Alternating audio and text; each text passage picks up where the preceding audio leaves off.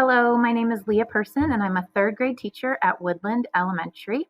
And this is a day in the life of a virtual teacher. A little bit about me. This is my first year at Woodland and my first year in third grade. The last 8 years I've been teaching first grade and have taught kindergarten, fifth, second, and fourth before that. So this was a very challenging year. I switched schools, I switched grades, and became the virtual teacher just a few weeks before school started. So it's been an interesting year, but it's also been very positive, and I've learned a lot. So one of the positive things about being the virtual teacher was that digging into this new curriculum for me, that gave me a little bit of time, without kids, by myself, to work through things, figure out how I wanted to do things. When you're recording a video, if you don't like how it's going, you can do it again. And so that was really nice for me. And I really enjoyed that flexibility. One of the goals for me this year was I wanted to make my virtual classroom feel as close to what my in-person classroom would feel like. I did not want my kids to miss out on, they were going to miss out on that in-person interaction, but I wanted them to feel like they were with me as much as possible. So how I did that was I really worked on creating a routine, and I wanted to mimic in my virtual Google Classroom what it would be like to be in person. I wanted that consistency for them. I wanted I wanted it to be predictable for them. I really just wanted them to feel like they were here with me as much as possible. And so the main way that I did that was I recorded myself using Screencastify a lot.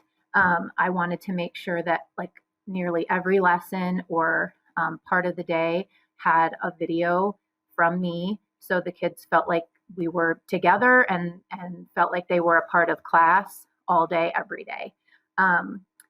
Back, I think in December, I got an email that I had won the most videos made in all of TSC through Screencastify, and honestly, I didn't know if I should be proud of myself or a little bit embarrassed, because I had over 1,000 videos, and I knew I was recording a lot, but that really surprised me. My parents have really given a lot of positive feedback on this. They've told me how much their kids enjoy being able to see me all day when we're not live, and just feeling like they're part of the class. So I just recorded myself a lot. And so what I was going to do today was kind of walk you through what my day looked like and the different things that I used throughout the week, or as I taught online, that the kids enjoyed doing, that really worked for me. Just kind of wanted to share my experience. I don't know what the future looks like, and this is just something maybe for even possibly just if we ever have some remote learning days in the future, but just one way to structure your Google Classroom to mimic your school day. So I'm going to share some of my things with you now. Okay, so how I set up my classroom, I decided that for me it was really important to have everything in one location. I thought about this for my students and for my parents. As a parent, I know that everything being in one place is just way easier for organization purposes for both the student and for the parent. Parents were able to see everything in one place to make sure their child was doing what they were supposed to do, and kids weren't having to hop around into different classrooms. Now, again, this is just my personal preference. I know that some people chose to have multiple classrooms for different subjects, depending, of course, on the grade you teach too. But with elementary, for me, I wanted everything in one spot. So this is my spring semester class, because I had different students each semester. But what I did was I had just one place for them to go each day, and they knew always, which had been posted from the beginning, to just go to the classwork tab. And then what they would do is they would navigate through each day. And so I did a lot of front loading with this at the beginning of the year and the beginning of the semester, where I talked to them a lot about how the classroom was organized, how I wanted them to try to walk through their day.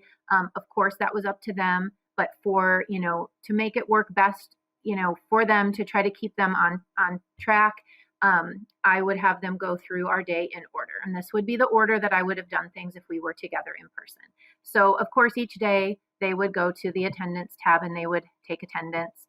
And then every single day, I would do a morning message. And so each of the days of the week, we had a different theme.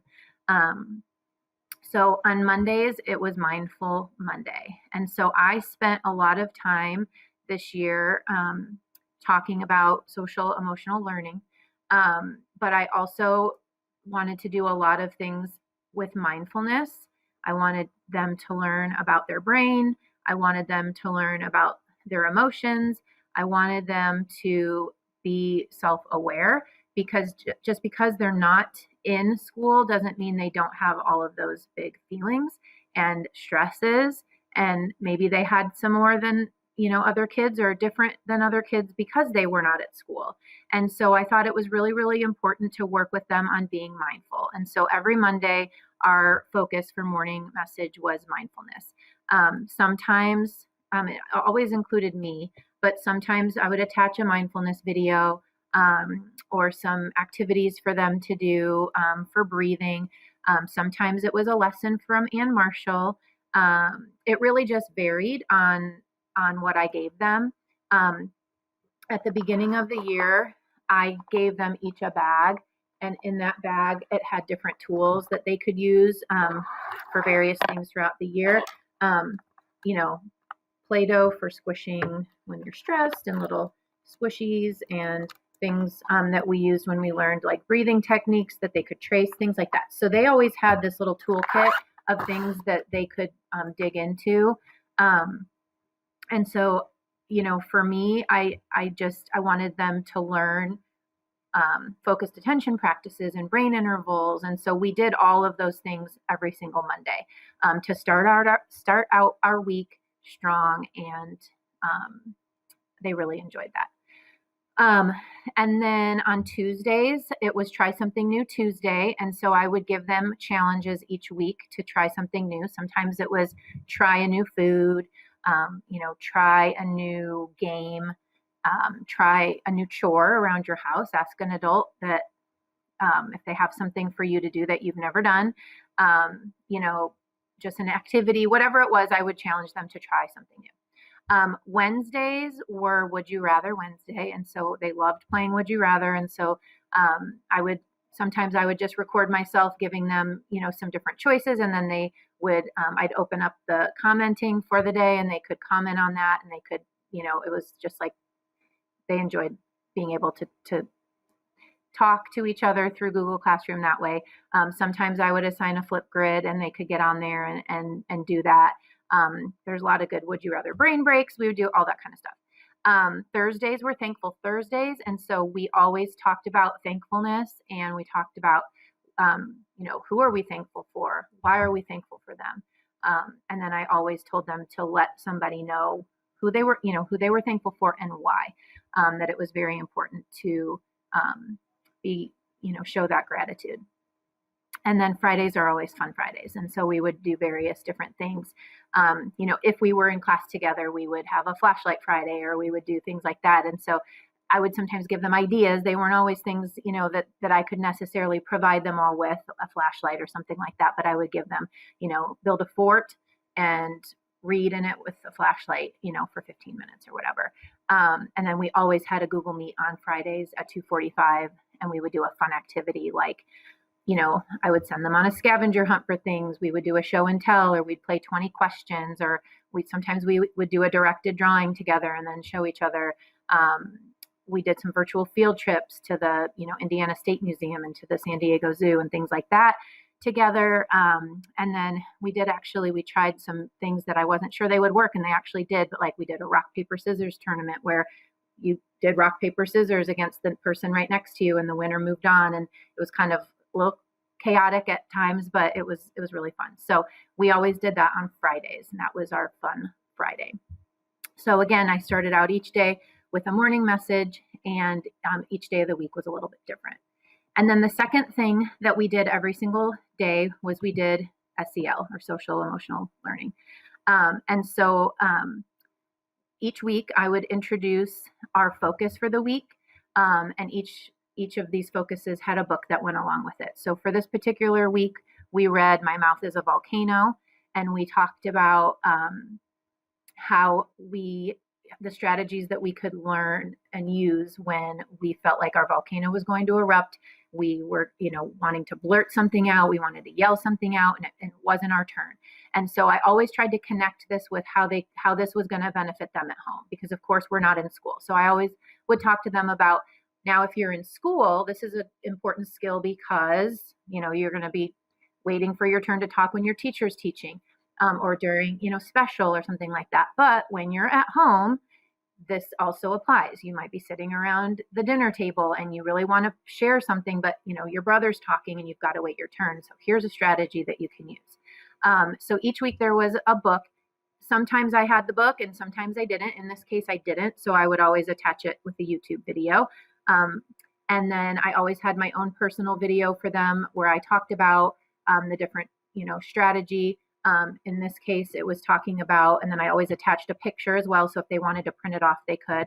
This one was, specifically talking about the strategy about what to do if you feel like you're going to erupt. And so each week I have a curriculum that I use for SEL. So each week started with the book. It started with a discussion on what that focus was. And then throughout the week, we did different activities. They had little booklets that we would work through. Sometimes I have, different activities that we would do. Sometimes they would do a flip grid to talk about, that skill for the week or that focus for the week. So we just did different things throughout the week for SEL. And when I was talking about the packet, one of the things that I did was, or the little booklet, I should say, is I did packet pickup with my families about every month, 3 to 4-ish weeks, because I wanted my students, being 8 and 9 years old, I don't want any kids just sitting in front of a computer all the time. Yes, they were going to be on the computer a lot, and yes, they were going to use it for each thing, but I wanted them to be hands-on with as much as I could possibly give them. And so I provided them with packets regularly. And those packets had, math pages, and they had these SEL booklets, and they had, pages for their grammar notebooks that I'll talk about, their math notebooks, things like that. So they were always given things for that, next month or whatever it was. So they could do things along with me, just like we would be doing if we were in class. I felt like it was really important for them. And so that's what we did. So that way also I could, do, I do, then we do, and then they could do, you do. I also provided them with some manipulatives, the things that I could, which was really one of the biggest challenges with remote learning or virtual learning, was that you can't give them everything that they could use in class. I just simply wouldn't have enough. I didn't know if I would get it all back. That was really, really kind of tricky, but I did the best that I could with that. And so that is the start to our day: morning message and SEL. All right, so moving on through our day, after SEL, we would do math, and that's a math quiz, so we won't look at that one. Basically, and I would always say when we would have a problem-solving Google Meet, which we did on Wednesdays each week, we would have a whole class Google Meet where we would do different problem-solving activities. I would work on number talks with the kids, which we spent a lot of time on that, and then also just played some math games. So that was always on Wednesday mornings. And so basically for math, I always had a video of myself. Sometimes I was, in this case, using the document camera and manipulatives. Sometimes I would just be under the document camera with a dry erase board and a marker, and the packet would have been something that they got from me. Sometimes we used our iReady workbooks, or sometimes we used the packet. Sometimes it was me at the board. Sometimes I was creating an anchor chart at the rocking chair and the easel. It just depended on what the lesson was, but my video was always a live video of me teaching. There was always a component for them to do with me. A couple of the things that they were given at the beginning of the year, they all got a math notebook that we created together. And then inside we worked our way through different activities, they would copy the same thing that we would do on our anchor chart in their notebook. So they would have it there for them at home to use.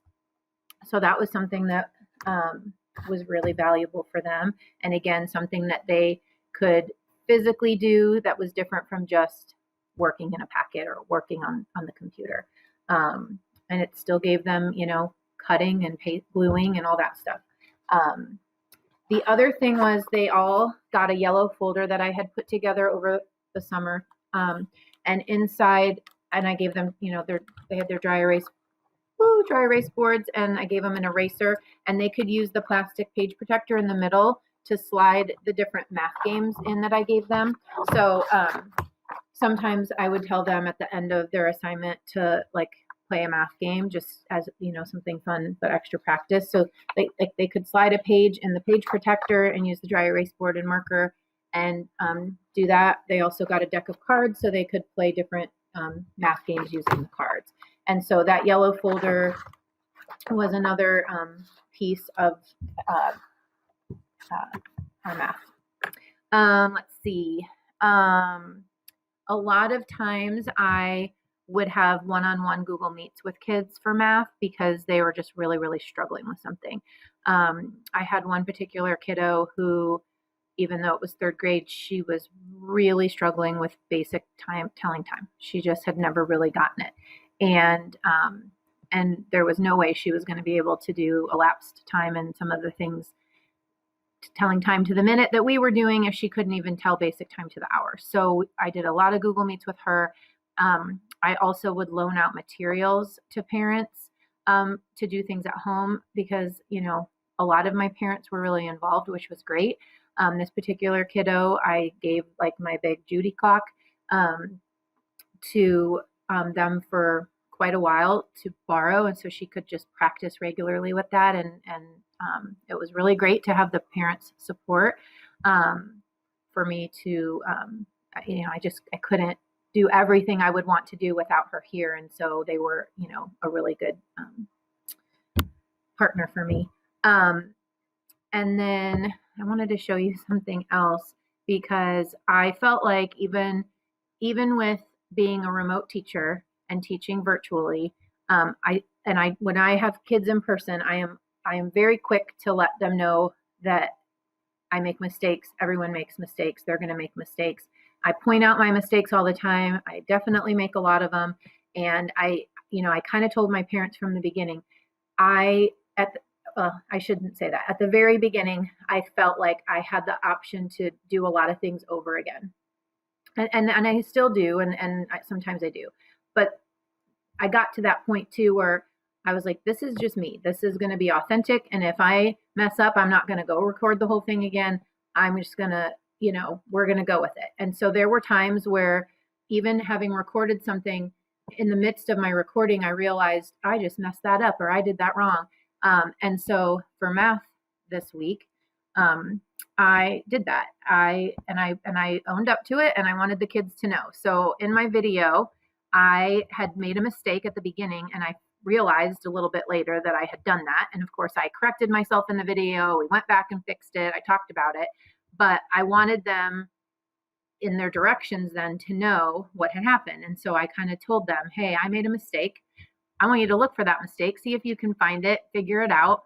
And then we fixed it. But I thought that was, an important piece to add into, you can do that even in a virtual classroom. So that is kind of how math goes. Grammar, on Mondays for grammar, we always started with a slide deck and myself talking about the skill.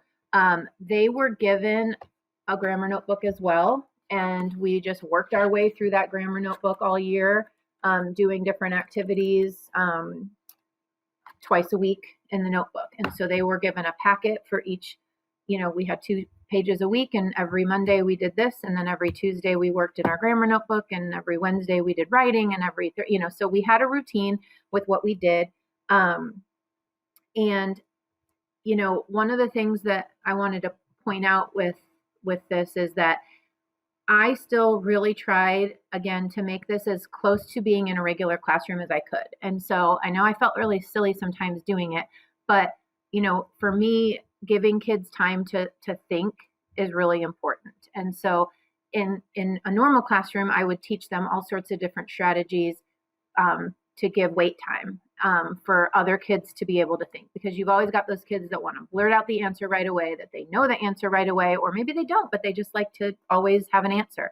And so I would always teach different strategies, blowing the answer into your hand, and when I would say release, they could say it, things like that. Obviously, turning and talking and all that kind of stuff is really hard to do when they're at home. But I still tried to teach them all those different strategies, because I still want them to be able to come back next year and be able to do that. And so I, would sometimes in my video say, okay, do you remember yesterday we talked about this? Think for a second, what is that?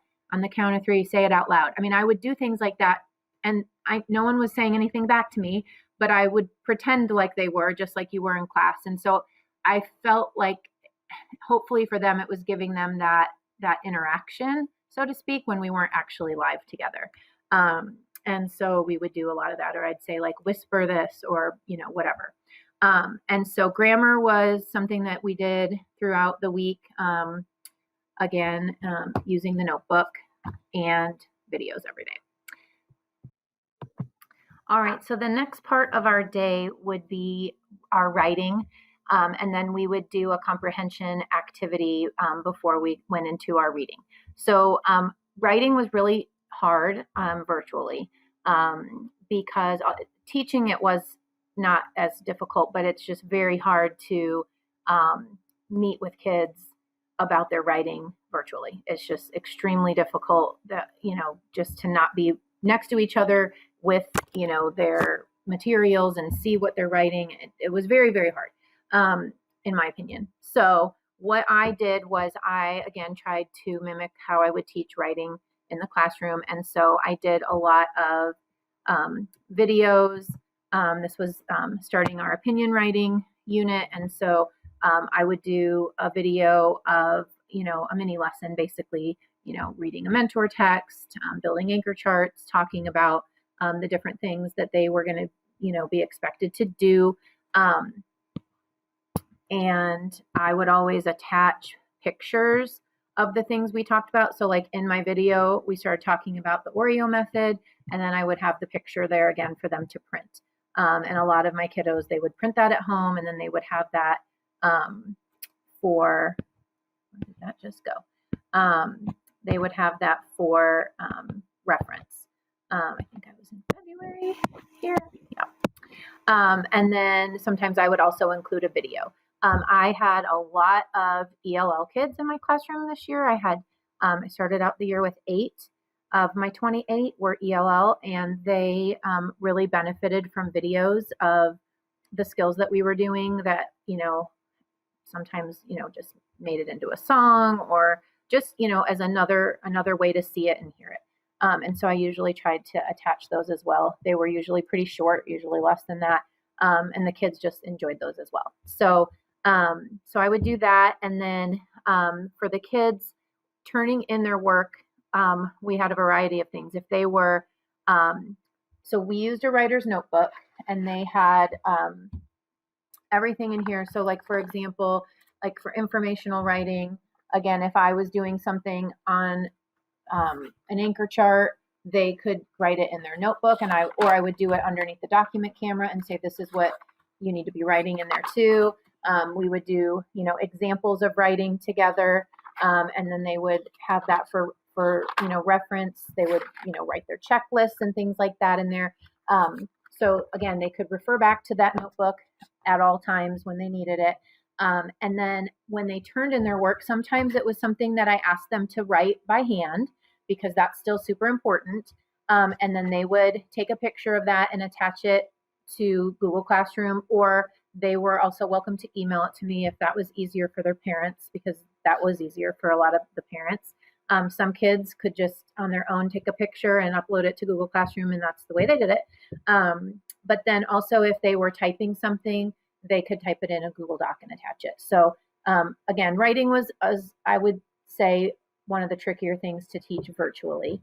The other thing I wanted to do with them was I made them each a comprehension notebook at the beginning of the year. And every single week we worked in, this is always tricky, we always worked in the notebook and we would do it together. Each week had, the 5 different days. And so we would go through and it would review. It was kind of a spiral, talking about vocabulary, talking about main idea and details, talking about sequencing, theme, visualizing, all that stuff. So they were able to work through the comprehension notebook. And then I also had a find the evidence packet, and I tried to make that tie in with holidays or things that were going on, special events or whatever. So in this case, it was Groundhog Day. And so okay, we're back for day 2 of our comprehension. I think I read that at the very end. So we would talk through the different strategies of how to go back into the text and find the answers. And so again, this was a packet I provided to them. They were able to work on this with me. I mean, again, they're virtual. Could I always tell exactly unless I was asking for them to send me a picture? No, I couldn't do that for every little thing we did. But this was a way for them to be able to hear different ways of doing something. And so we would work through, reading the question, going back into the text, what were some clues, like how did I do that? And we would do it together. So that was something we did 2 to 3 times a week. We did the comprehension notebook every single day. Okay, so for the next part of our day, we always did reading. And again, I tried to mimic our reading time at home to look like it would look at school the best that I could. So I made sure that I'm a really big proponent of the Daily 5 and Cafe. And I wanted my kids to learn that even though they were at home. So I started the year off teaching them all the different cafe strategies. We worked on building our cafe board that was always up in the room. I would add the different strategies to that as we learned them, reference that during lessons, take pictures of the board from time to time to push out to the kids so they could see that while being built. I taught them all the Daily 5 rotations, as we would call them if we were in school. And our instructional coach here at Woodland is amazing. And she found these really great videos that I was able to push out to my parents through email for them to buy into this, for them to see what that looked like at home and monitor their kids as their kids were reading to self. So when I taught them to build their stamina, the parents knew what that looked like. And so they were able to watch a series of videos to learn how to do that at home with their kids as well. So that was really neat. And then, I taught them how to do read to someone, whether that was a sibling, a parent, a grandparent, whoever they had at home that would help them, their adult with remote learning or a sibling. We talked about word work, what that looked like at home. In that yellow folder that I had given them for math, I also, in the second half of the back part of the folder, they had their spelling words. And then they also, each week, they had all sorts of different activities that they could do, again, using, sorry, this is falling apart, using their spelling words or their vocabulary words. And so they could, again, do these different activities in their folder during word work time. We did, Raz Kids and Epic and different listen to reading throughout the year as well. And then they would respond to books for work on writing.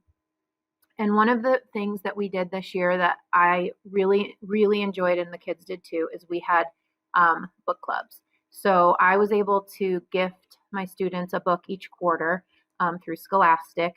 I did that with donations from family and friends who said they would adopt a student or two for the year, and they donated like $10 or whatever it was, and I was able to get each student a book each of the 4 quarters of the year. And so we would do a book club where I would sometimes record lessons, or not lessons, but record myself reading chapters and talking about it, or we would do live read alouds as well. And then I would record those and send them out to the kids that couldn't always join. It was a really great way to connect with each other. It was a really great way to talk about a common book. Because I did that as a read aloud, even though like the levels, didn't match up with the children's reading levels, they could still follow along with me. And they loved it. And so then we were able to do like extension activities after we were done. So for example, second quarter, we read Charlotte's Web. And so when we were done, we had like a classroom movie party. And so I gave them a little packet with like popcorn and a movie ticket and candy. And then we watched the movie together through the computer. And then when I clicked back at the end, they were all crying. But it was wonderful and loved it. And then we were able to compare and contrast the book to the movie and things like that. So really, really enjoyed teaching them the different Daily 5 and Cafe strategies. Again, those mini lessons I did as I would in class, kept them pretty short to about 10 minutes. And then they would have an activity to do. The other thing for reading was I did do reading groups. That took a lot of trying to figure out, because reading groups virtually is everything's harder virtually. It really is. And so that took a lot of planning. We are a Title I school here at Woodland, and that is wonderful because we have a lot of support, we have a lot of services, and a lot of help for all kids. And so I had a title aide who worked wonderfully with me, and so we each had a reading group every day. And so Monday through Thursday, we had groups, and every 2 weeks we would flip-flop. So that meant I was always able to get the kids, every couple of weeks, and didn't go long periods of time without being able to read with them. So we used Google Meets for our reading groups, and I had more time. She had 30 minutes. I would usually spend 30 to 45 minutes a day with each group. It was difficult to do that this way because it's not how I would want to do a reading group if I was in person. But I did use our HMH leveled readers and the interreading leveled readers. And so, for example, if I was doing this book with a group, we could read the book, we could talk about the book, and then when I'm done with a group, I could always share it to my Google Classroom. So that was an amazing option to have, because then I could choose to share it with only those students in that group. And then they had that book to read over and over again at home. I also met one-on-one with kids who were really struggling with certain things. So if they were having a specific skill that was really difficult for them, I could meet with them one-on-one and talk about that and give them, help with that. So mostly whole group reading, but some one-on-one as well. And then I also did a lot of one-on-one for, assessments, running records, beginning, middle, and end of the year, leveling, things like that. One of the things that I loved to use this year was Jamboard, and I know that there's a session on Jamboard, but I absolutely loved having this, and would have probably, I don't know that I would have had the time or taken the time to figure this out if I hadn't been a virtual teacher this year. But we used it for things like asking. This was a unit on asking questions. So I had read them, or I was going to read them, the story Jabari Jumps. And so this Jamboard was about, before you read, what is something you're wondering about before you read? I wonder this, whatever it was. They were able to put a sticky note and tell me what they were wondering about before they read. And then part of their assignment that day was they were going to, it should say during, then they were going to get on Jamboard while they're reading at some point in the story and they had to put a sticky note about something they were wondering about in the middle. And then, of course, at the end, they added a sticky note, something that they learned or something that they discovered after reading. So they were, I don't know why these are all in really weird order. So they were able to do that. And then when we met as a whole group, we were able to talk about it. And it was neat for them to be able to see each other's sticky notes. So that is kind of the main way that I set up my reading in my classroom. Okay, so the last part of our day was our content area, our science and social studies. And virtually I set that up in like chunks. We would work on social studies for a few weeks, then we'd switch to science and so on. If I'm going to be totally honest, I found this to be probably the most boring thing that I did. It was for social studies, a lot of using the Persin online materials, and the kids have their workbook at home, and we did a lot of reading together and some of the activities in there. But there just wasn't a whole lot else, that was the main thing that we did. And it wasn't super exciting, but we got it done. Science was also challenging because there's just so much hands-on stuff that we could not do. But we tried our best. I did use, Discovery Ed and Brain Pop videos sometimes to change things up. But I tried to do STEM activities and, give them in their packet pickup materials to use. One of the things that we really had fun with was I was able to do a field trip with the Indiana State Museum, and they supplied all the materials for my class. I was able to individually bag those up and push those out to the kids. So when we had this hour-long field trip, we were able to use what we had learned about simple and complex machines, and we were able to build, it was called like Indiana, like Innovators or something like that. And they were able to build simple and complex machines that someone in Indiana would have used as they were settling. And so it was a good tie-in. It was a good hands-on activity. It was a fun field trip. So we try to do things like that, but for the most part, we just kind of did a lot of me showing them things because they just didn't have the materials at home. Now, I always told them what they needed if they could do it, but some families have that stuff at home and some don't. Some are willing to go purchase it, some don't or aren't, and so we just did our best with that. Communication with the last two things I wanted to talk about was communication and assessing. So for me, communicating, I've always really enjoyed communicating with my families. I've always kind of prided myself on being able to have really close relationships with my families. This year it took it to another level because we communicated so much. Mostly good. Sometimes, frustrated emails came through and that was okay. I always sent a weekly email with like our updates and what to look for, what was coming up ahead with our schedule, important information like that. In the first semester, I held a bunch of parent Google Meets so they could ask me questions and hear what other parents were wondering about. And those were really well received. But just, some phone calls, but mostly lots and lots of emails. So many emails, but that's how I mostly communicated with my families. As far as assessing, there were just so many different ways that I assessed, and I really enjoyed all the new things that I learned this year. One of the things that, I did that just made it very easy for me was when it was kind of just a simple quiz, do you know it, do you not, I would create a Google form. And so, for example, we're wrapping up our year. I wanted to give them a quiz on some of the different stories that we read and the different focuses that each of those stories had and the different skills that we learned. And so I created an SEL quiz for them to show me what they've learned. Love Google Forms because they auto grade. It's super easy. It shows when they finished, which is super important because sometimes you get those emails from parents saying they did it and you can show them, I don't have it.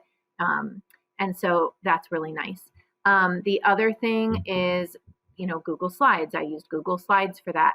I love Google Slides because sometimes it would be something that I pre-made and pushed out to them. Like this was a poetry book.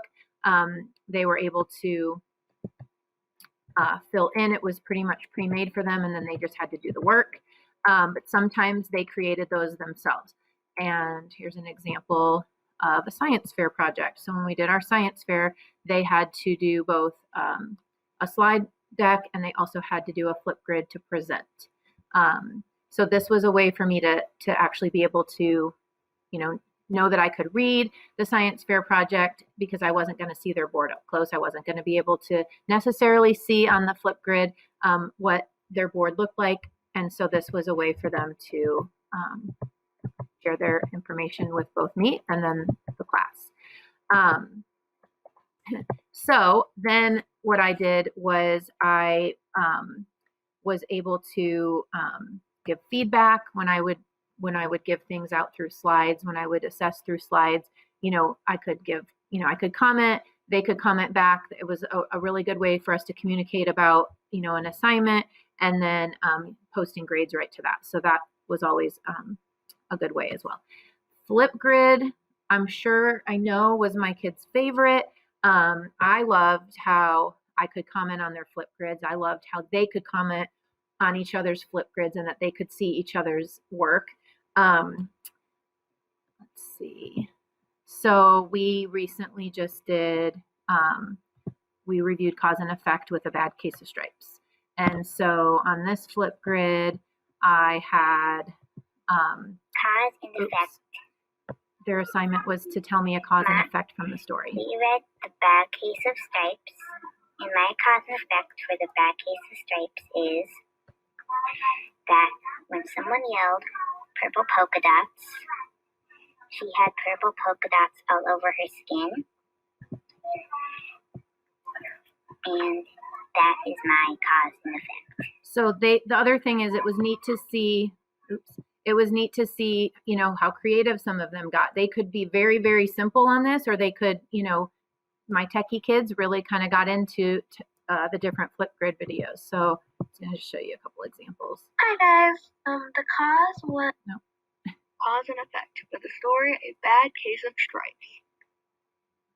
When they sang the Pledge of Allegiance, she became the flag. She was red, white, and blue, with the stars too. In breaking news, today we're going to talk about cause and effects about the story The Bad Case of Stripes. Let's go in. Today I'm going to tell you about cause and effect of the book the teacher read us, A Bad Case of Stripes. The cause is the old lady gave her some beans, lima beans. And the effect is she turns to normal. Okay, so you can see they just had a lot of different variety on that. The other thing was when we did I mentioned the science fair project, then they were able to, like this, his was, almost 6 minutes long. So he was able to go through and, explain what he did, show his board, talk about it. And this was the way that I graded them on their presentation. I already talked about Jamboard, used Jamboard a lot for lessons, but also used it for quick checks for understanding. I did that a lot. And then of course, just, the good old send me a picture of things sometimes was the only way to really do it. So again, this was just one way of the way that I felt was how I wanted to set up my classroom. I wanted to mimic my day the best that I could if I had students in my room with me. And so, creating that consistent routine for my kids and that structure was what was most important to me. And that's why I set up my Google Classroom the way that I did. So thank you for listening. And if you have any questions, of course, reach out to me. Thank you.